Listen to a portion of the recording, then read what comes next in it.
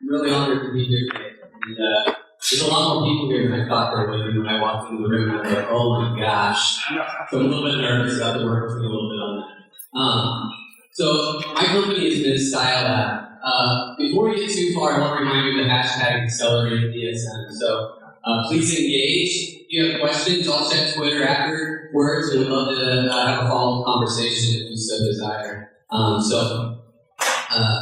With that, we'll go ahead and get started. Ms. Style Lab, what do we do? Well, to put it simply, we put clothes in a box and we send it to guys all over the country who hate to shop. And I know most of you probably have no idea why a guy like me would start a company like this. But the reason is this guy. You see, we all know this guy. In fact, I'm looking around the room and I have to be honest, some of you are this guy. What we do at Style Lab is we help guys who look like this. And we help them look like this. We help them put their best foot forward, we give them confidence, we help them represent the best version of themselves to the rest of the world. That's what we do. So how does it work? Guys, go to our website and fill some basic information, our height, weight, size, preferences, style, colors they like, colors they don't like, you name it, we ask it. And then we have a stylist team who curates items specifically based on the information that was provided, and we send 5 hand-selected items from a stylist to our members. They can select if they want to receive something every 30, 60, or 90 days, or just one time. We send out their clothes, they keep what they like, they send back what they don't, and it's free shipping both ways, and then we only charge for the items that they keep. So it's a pretty simple, easy to understand model. The way we make money is like any other typical retailer. We purchase the clothes at wholesale, and we sell them at retail. And the difference is where we make some margin. So the guy gets 5 days to try everything on. As I mentioned, this is an example of what a typical box might entail. Few items so that you can put a wardrobe together. I like this quote because it's sort of the underlying purpose behind our company. Would you agree? Clothes they command, naked people have little or no influence on society. And this is why I wear a suit today. Now, this is my family. This is a photo that was taken right at the time that I sent my very first box. My son had just turned 1 year old. My daughter was 2.5. And that's my wife, Stephanie, who's here today. Now, this is my why. Why did I start in Style Lab? I started because, like any parent, I want to provide a better future for my kids. I want to be able to pick up on any day and say, let's go to Disneyland, and we just do it. That's what I want to do. Some of you probably heard the quote that says, if you don't chase or pursue your own dreams, somebody else will pay you to pursue theirs. And I wanted to pursue my own dreams. And I didn't want to just be a dad who told my kids, you can chase your dream, you can follow your heart. I wanted to be the kind of man that showed them that it was possible. And that's why I started in Style Lab. Now, my son Lincoln, you can see in the top right corner, he's been wearing a blazer and he just dresses up all the time. He just turned 4 last week, and the thing that he wanted for his birthday was a tuxedo. So this kid's already got the buff. I'm telling you, it's going to be great. Look for Kids Style Lab maybe at some point in the future. And that's my daughter, Sophia. Now, I put this photo up because, again, my son had just turned 1, but I want you to take notice of the mustache in the lower right-hand corner. This became the inspiration for my very first logo. Those mustaches are really little envelope seals for birthday invitations. And so I bought the price tags, the mustaches, and a ball of twine at Hobby Lobby. Outside of the fact actually having to pay for clothes, I started in Style Lab for about $20. It was $9.99 for the domain name, and about $10 for this other stuff. And I was in business. And I started with my co-founder, Ryan Weldon. He was my very first friends and family investor. He and his wife wrote me the check. And ironically, about a year before when I first shared the idea with him, he thought it was stupid. But he was also the first person to step up when I said I was serious to write me the check and say I did it with you. So we would go to outlet malls, we would go to Williamsburg, and we would go and we would spend $10,000 at the Gap and $10,000 at the Banana Republic. And we were just spending money like crazy. And in fact, one of the stylists that works for me now is somebody that I recruited to be used to manage the Dominican Republic in Williamsburg. She moved to Des Moines and now she works for us. At the time, she thought I was really weird. Like, who is this guy that comes in and buys all the clothes and says, someday you'll want to work for me? Like, who is this guy? And that was me. And that's how we grew. I got some advice from a mentor who suggested that I take out a Facebook ad because I knew my friends would buy from me and I knew my friends would buy for me, and so I did. And I put $10 a day for 10 days on a Facebook ad. I took a picture of a box and I posted it online. And for $100 in my free website template, in my Google Docs survey where I was gathering all guys' sizes information, I had 1,400 guys sign up in 10 days for $100. That's getting like 11 cents a click. If you know anything about paper, you know that is unbelievable. But I was like too new to know that was actually good, because if I had any insight into that, I'd be like, I need $10,000 right now. So it's really good. This was phenomenal. And some guys in Wisconsin heard about it. And they came down and had coffee with me. They run this accelerator called Generator. And a generator is a 90-day accelerator. And so they gave me $70,000. And I was one of 5 companies selected out of about 400 to get into this program. I've heard that statistically it's easier to get into Harvard. And if you apply for an accelerator, you know what I'm talking about. It's not easy. But I went there and met some really great people. I met some really great mentors. I had the cash to be able to quit my full-time job and know that I at least had a little bit of runway to pursue my dream. I also cashed out my 401k, and that's what my wife and I lived off of for the first 9 months in making that transition. I mean, it was awesome. And I graduated the accelerator April 3rd, 2014. So that's when I consider our very first official sort of launch date. Even though there was this stuff happening behind the scenes, we officially launched when we graduated that accelerator program. Suddenly, we were making headlines. And it was awesome. Everybody was talking about us.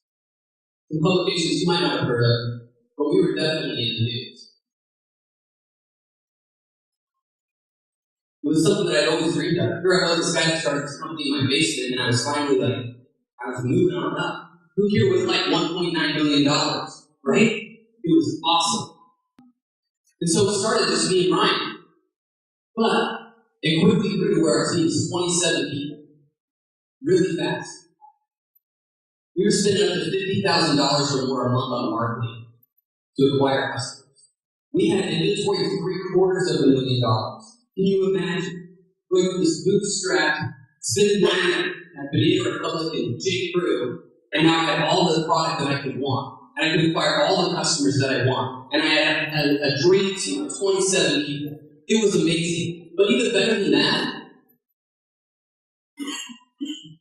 is we had customers all over the country.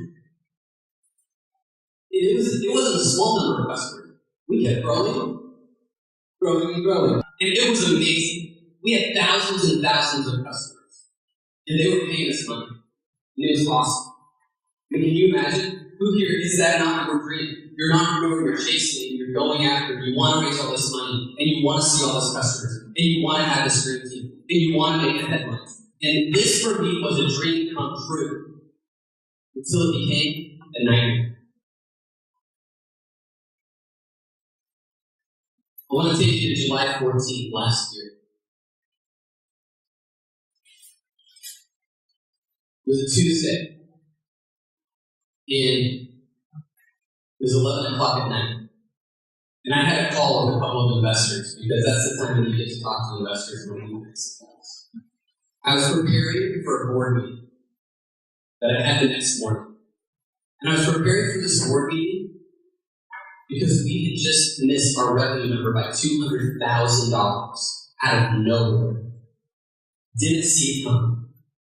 We were spending money, we were buying clothes, we were marketing, we were acquiring customers, and all of a sudden, the numbers didn't add up, and we lost $200,000 in sales. And I was in trouble.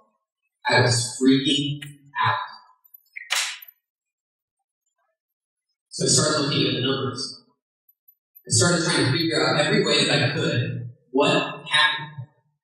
How could I make sense of it? What aspect of my business did I miss something? Every area I dug deep. and I looked into it. In reality,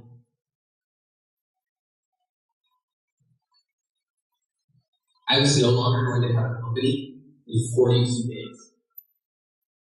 We were burning money so fast. And when we missed that revenue projection, it was all over. This is the moment where your life flashes before your eyes, because you can see death. The death of any company is when you run out of cash. And I had almost none left.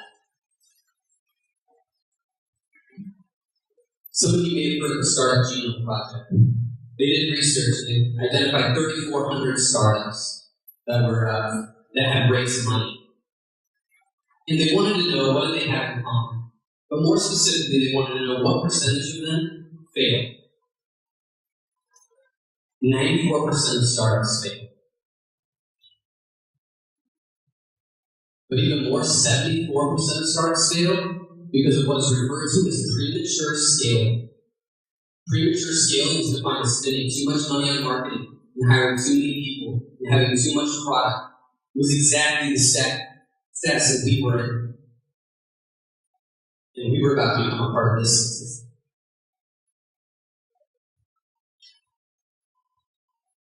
And this is where we were.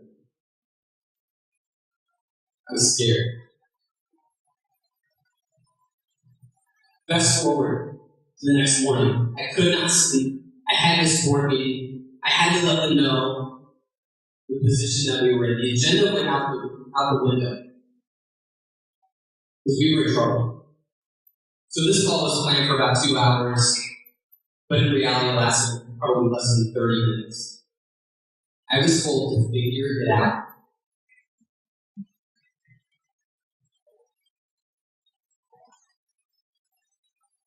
So I got off that call, and I called my wife.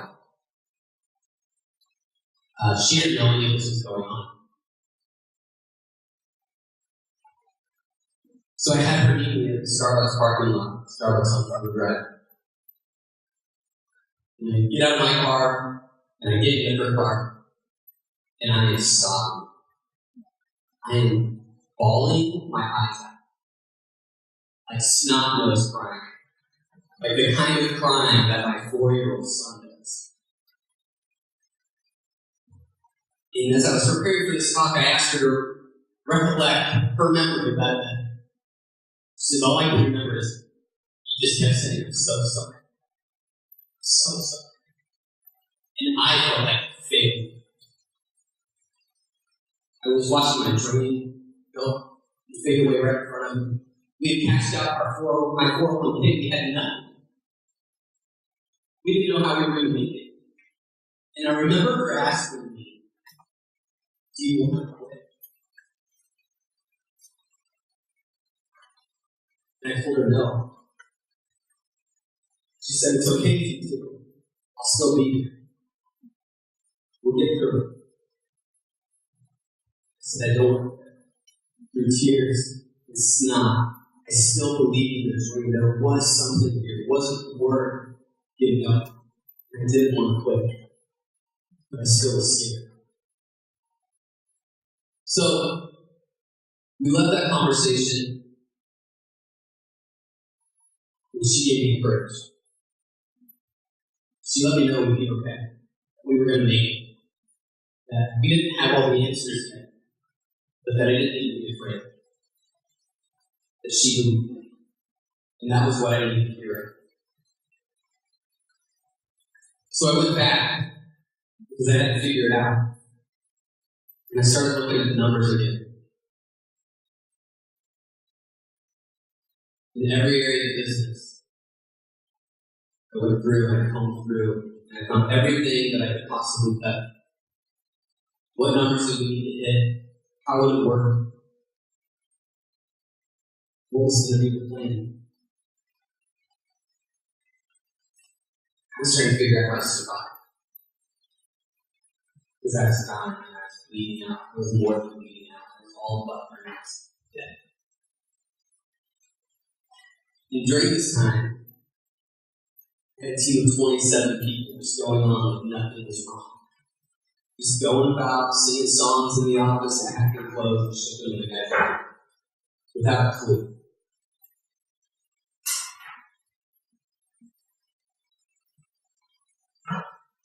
By July, or same day, by 6 p.m., I had at least the start of a plan.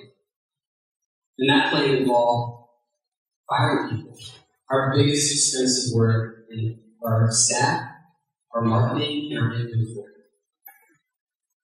And I had to pretty much stop all three.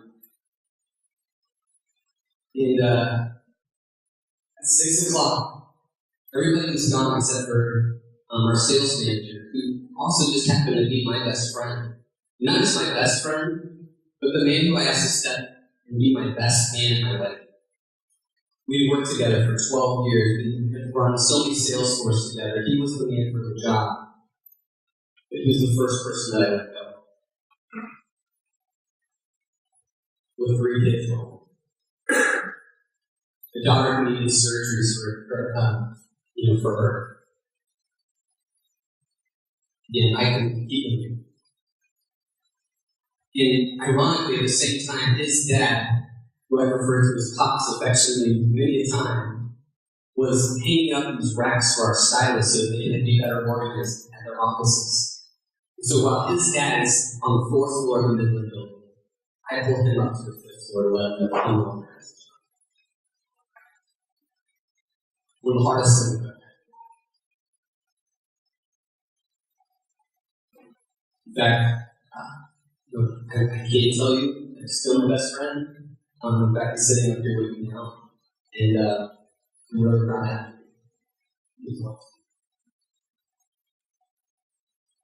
The next morning, I was at the square one office. I couldn't let anybody hear the conversation that I was going to have, so I needed a completely different building. Because I needed to inform my board of the decisions that I had made. I needed to let them know that we were going to be cutting staff. How we were going to reduce marketing, how we were going to hold off any vendors, how we were going to try to conserve as much cash as possible, how I was going to take a 50% cut of my salary, how we were going to move out of our house, how we were going to sell the car, how we were going to make it work because I didn't need the trade. And after I shared all this with them, it still wasn't good enough. Over the 24-hour period that happened, they more or less decided that I was the next guy. I had 2 board members, and one of them basically wanted to dissolve the company and try to get the shares absorbed into a competitor. Maybe we can call our competitors, maybe they'll want your customer base or access to something that you've done, and even though we'll have less share value, if they have an exit, then there will be some sort of a return of the shareholders with the line of thought. But there was zero faith in me. The other board member, he liked me, he thought I was a nice guy, thought I should still be involved, but he wanted to bring in an outside CEO. So neither of these 2 equations allowed me to be any part of the future of the company. And now I believe so much with all of my heart that this company was worth saving at least. I could see something in these numbers, and I could see something in our customers, and I could see something within the model, and I knew that we just had a chance. We could do something great. I ended that call, and then I got this text message from Ryan. He said, "Hey, when is this all going down? It's really hard to see everyone knowing what's going down."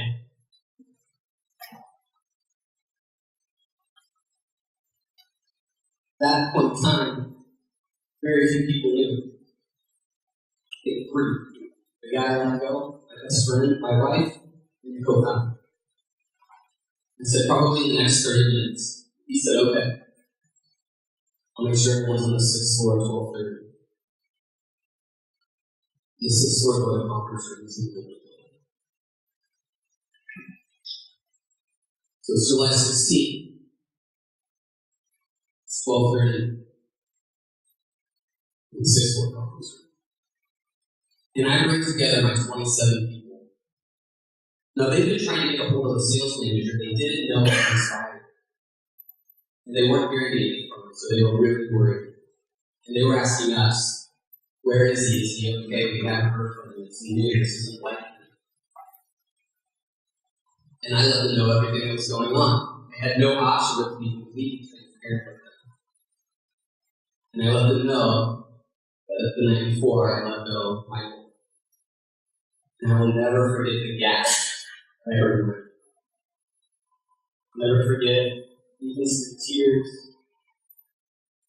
anger, confusion. Then I had to let them know that before the end of the day, almost all of them were going to lose their jobs.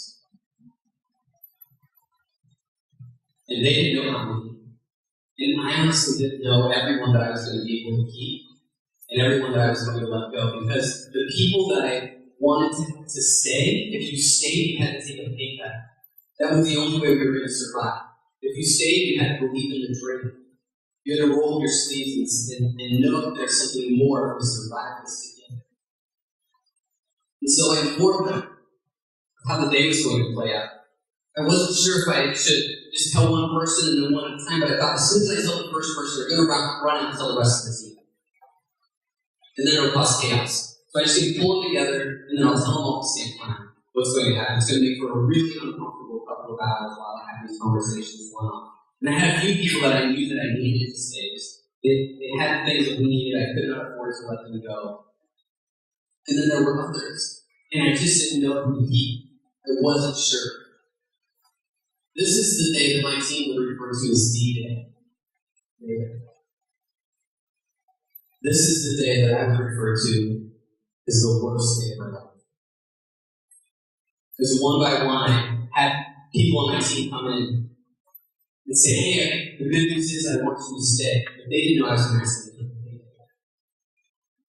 But if you stay, I need you to take a pay cut. Not everybody's going to be up on the offer. Interestingly enough, there were some people that were easier. We had some interns. Eventually, they were going to not have a job anymore anyway, so we were just kind of cut to the chase. And then there were others, and I just wasn't sure because so many of them, we were so young, and so many of them had started at roughly the same time. And so, who do you choose? And what skill sets? And how is it going to look? And in that moment, I was leaving my office and I was going to find the next person. And then I would bring her back in. And I saw one of my stylists. And she was folding clothes and packing boxes and helping her customers. And I was amazed. It was incredible. How in the middle of all of this could somebody still find something inside of them to go back to work? And her thought process was simply, well, I'm here. And those blazers aren't going to take care of themselves.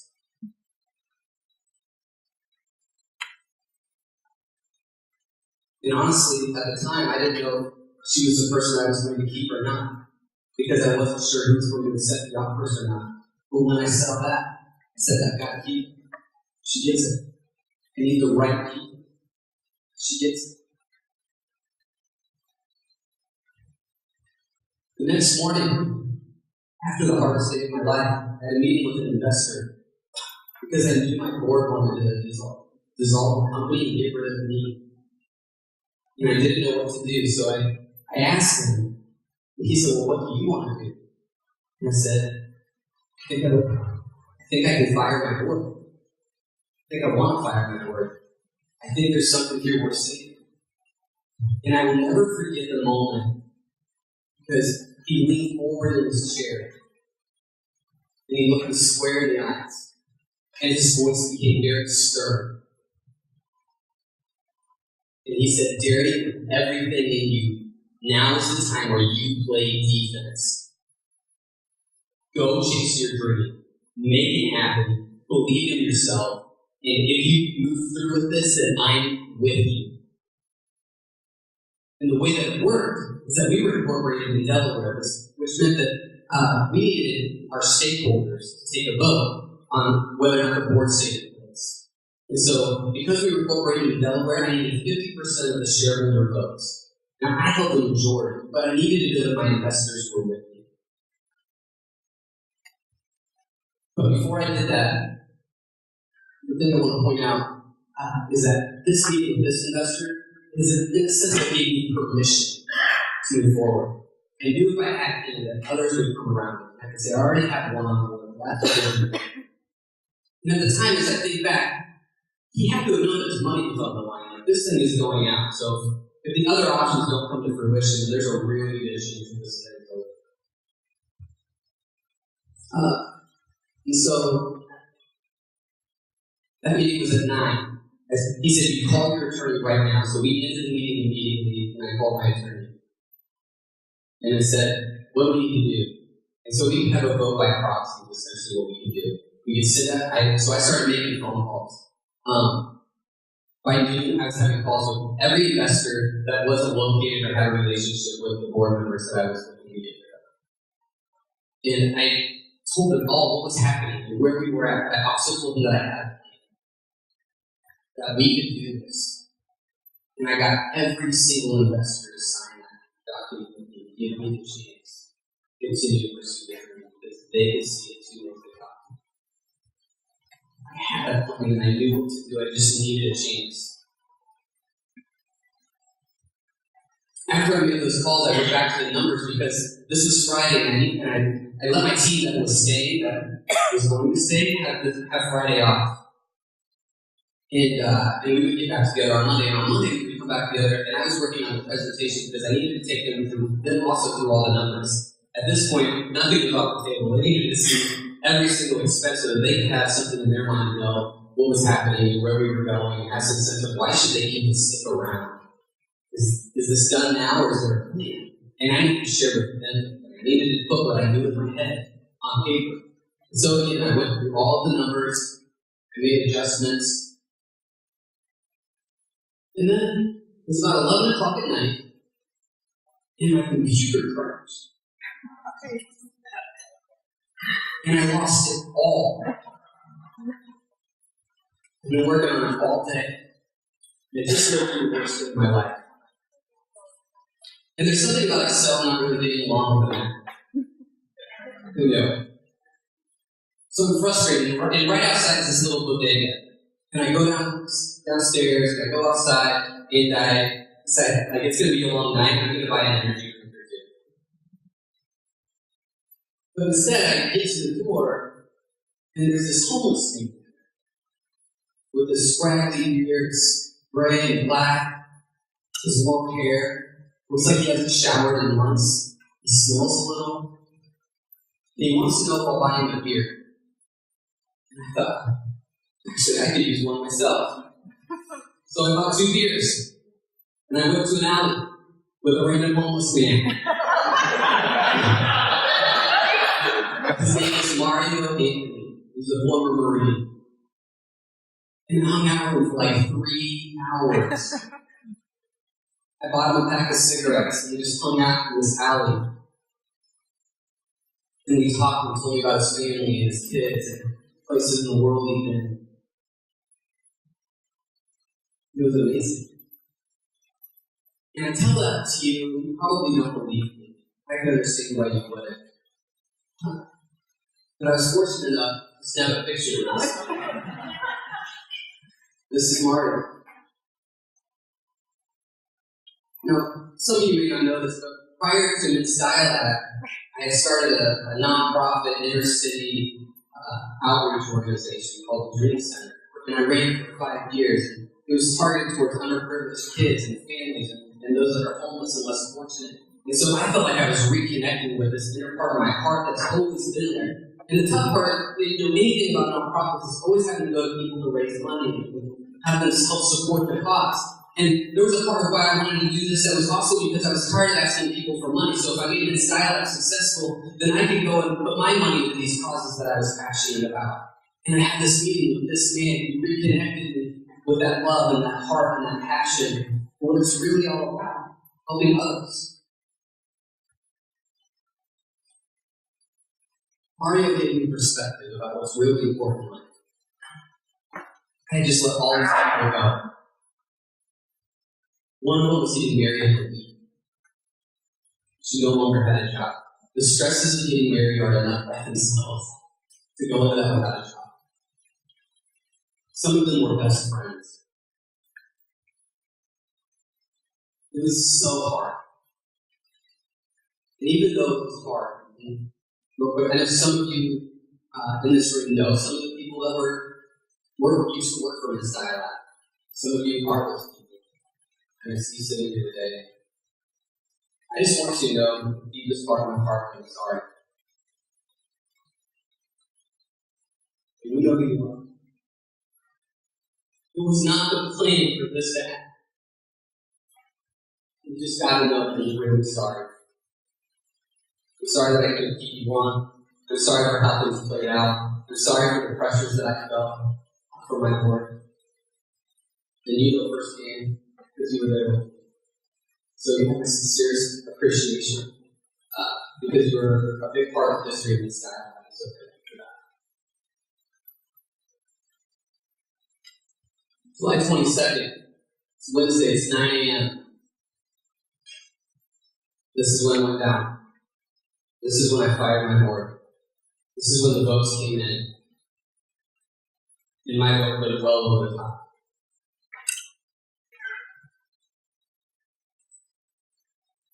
It was kind of an empowering moment, to be honest with you. Because I felt like I was getting my company back. Now, my wife gave me courage. But really what she gave me with that courage was faith. She allowed me to believe in myself and see that I could do it. And that she would be there with me. The investor who told me to play defense and chase after my dream and he would stand with me, he gave me permission, but he also gave me hope that I could get through it.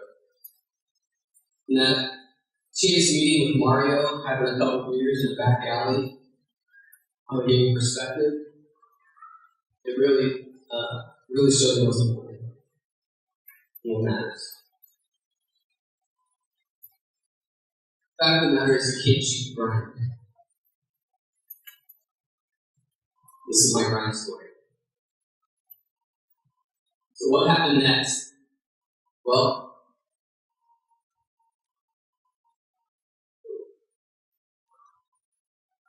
this was July. We had to sort of reset the company. We pivoted. We moved to a new business model. The subscription model was excluded. It's not how we used to operate. But we got very lean. Very concentrated.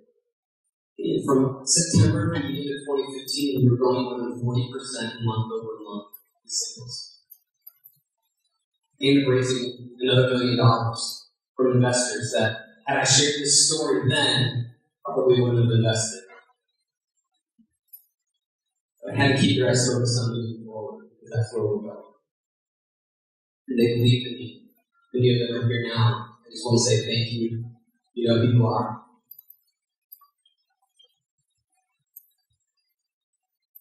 We're on track to do more than we've done in the last 2 years combined. Super excited. This was not where we were almost a year ago. We were 6 weeks away from that. And now we're back up to 15 people. So I went from 27 down to 8 overnight. Now we're growing again.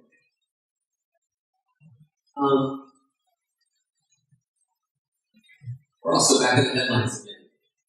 And working with some nationally known places that you've all seen before. And I had somebody ask me recently, do you ever get used to it? And I thought to myself, honestly, I'm just grateful to still be here.